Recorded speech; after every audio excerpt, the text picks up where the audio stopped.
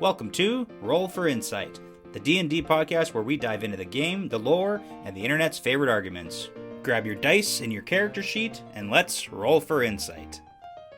Hello, welcome to Roll for Insight. In this episode, we're going to be talking about the origin feat Lucky out of the 2024 D&D Player's Handbook. So Lucky is an origin feat that is available at character creation by choosing either the Merchant or Wayfarer origin, or by choosing it as a feat when you level up. Also, if you're using a background or origin from an older D&D version that doesn't provide a feat, you can take this as an origin feat of your choice. Now, traditionally, this is one of the more popular feats, and it's also one that has gotten itself banned from some tables for being too good. So in this episode, we'll be covering the description of the origin feat from the Player's Handbook, we'll review some gameplay uses, plus some benefits and limitations of the feat, we'll pull some ideas and opinions from the internet, and last, we'll end with some fun fact information about the feat.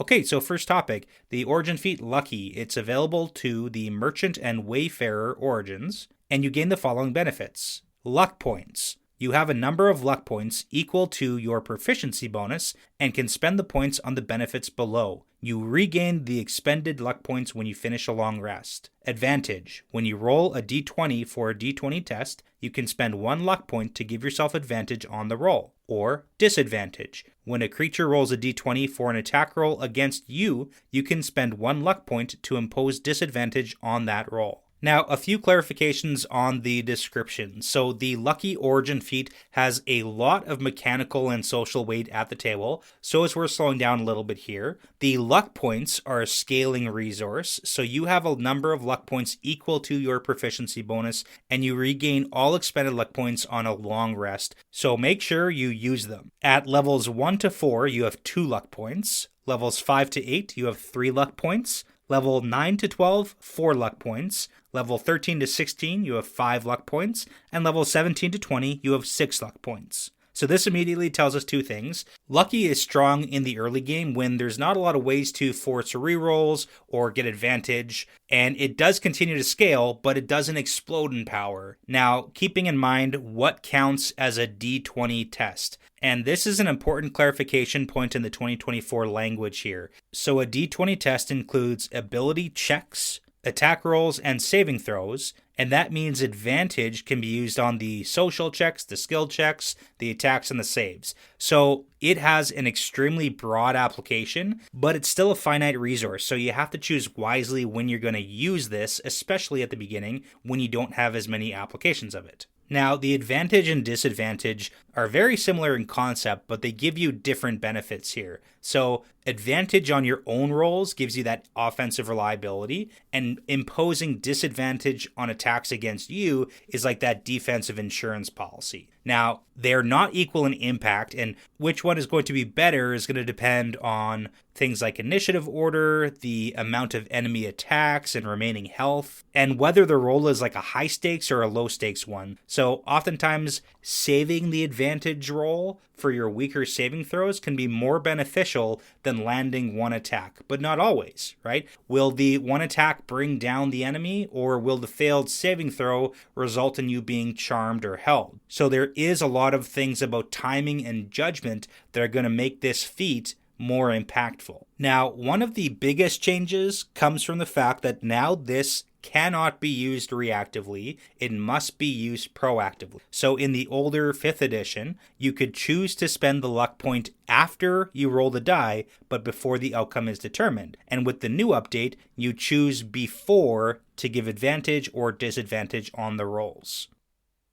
Now, looking at some gameplay uses, Lucky is one of the most flexible feats in the game because it applies to almost every area of play. So whether it's combat or exploration or social interactions or utility. So combat uses, this is really where Lucky gets its reputation from. You can do things like force disadvantage on an enemy attack. You can give yourself advantage on a key attack or saving throw. And Lucky is especially strong when the roll really matters. So are you or your enemy one hit away from dropping? Well, if so, it might be a good time to use that advantage or impose that disadvantage. Because a lot of the times, failure can cause cascading problems. Saving throws on crowd control spells against you can be wildly important. And when you're facing enemies with high damage per hit, or if those attacks come with other debilitating effects that you really want to avoid, those are all great times to use your lucky feat. Now, outside of combat, lucky still remains extremely relevant because you can use advantage on things like stealth checks. Failing a stealth check at the wrong time has definitely altered plans. Investigation and perception when you need to find what you're looking for, or if you're the only one on nighttime guard duty, they're very important roles to make. And survival checks to prevent levels of exhaustion, or tool checks which can be very useful if you're making multiple rolls in your downtime, like for crafting or for alchemy. There's also quite a few uses in social play, so you can get advantage on social checks like the persuasion, deception, intimidation rolls,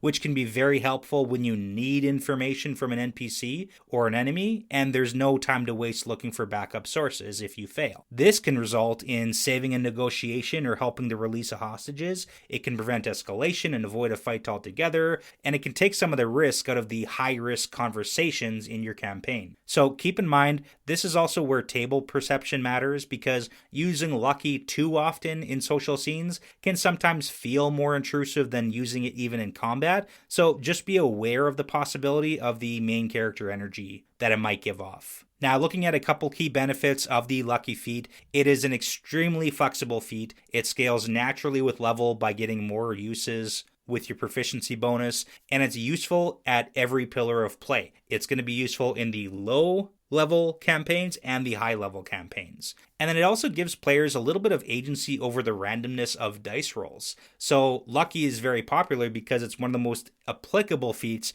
to all the things you may do in your game. Now, there are a couple limitations as well, and why these are important is because expectation setting is very critical with lucky, because you do have limited luck points, and it's a long rest recharge, so you have to use them wisely, because you will run out, and you have to sometimes choose when not to use those luck points as well. So although lucky doesn't remove the randomness completely, it does let you intervene when it is important. Now, you might also see some loss of value with the lucky feat if you are playing at a table that hands out inspiration frequently anyways, or if your DM already uses advantage and disadvantage pretty generously.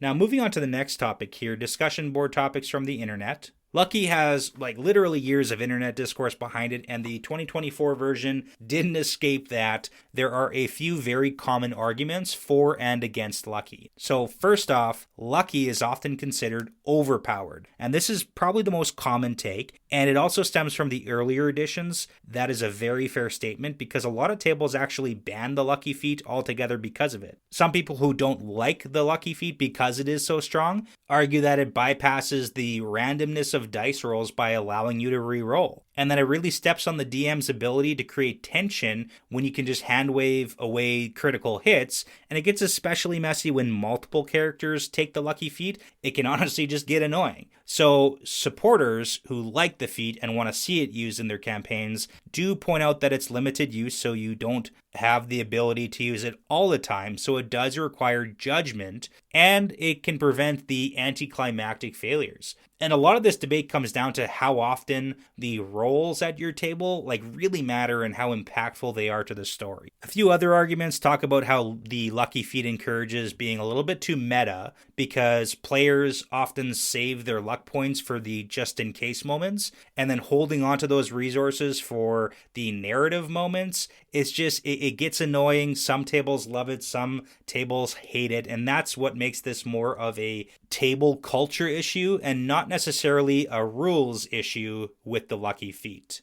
Now, compared to the 2014 version, a lot of players are finding that the new lucky feat is a lot more balanced than the 2014 version, because the scaling is a lot more predictable. The increasing with the proficiency bonus versus the 2014 version of the flat 3 uses, the resource itself is a lot clearer on how that scales. So a lot of players are feeling like it's still strong and it hasn't been nerfed into oblivion, which is always a good thing. The new version of Lucky, it's a bit less disruptive, as you do have to preemptively state your intent to use the advantage or disadvantage, and it also makes it a lot easier to plan around than the reactive wanting to impose it after you see the dice roll. However, being able to give yourself advantage on saving throws is always going to make this a strong feat choice though.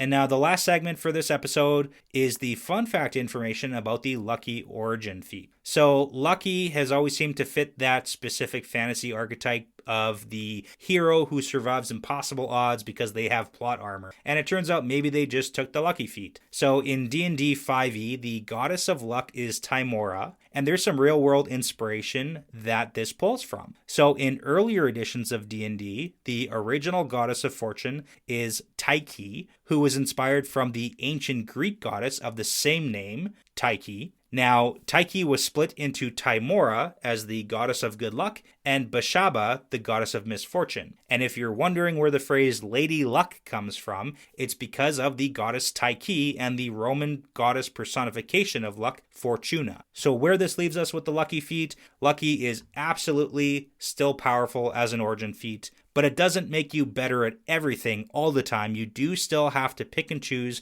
when you want to be better, and that is ideally when it's going to matter the most. So if you use it properly, it can definitely help add drama and stack the odds in your favor without removing risk completely, but if you use it improperly, it can feel definitely intrusive and frustrating for players and the DMs. So use with caution. Well, that's it for this session of Roll for Insight. Thanks for listening, and thank you to all our supporters on patreon.com/rollforinsightpodcast. And we will see you next time.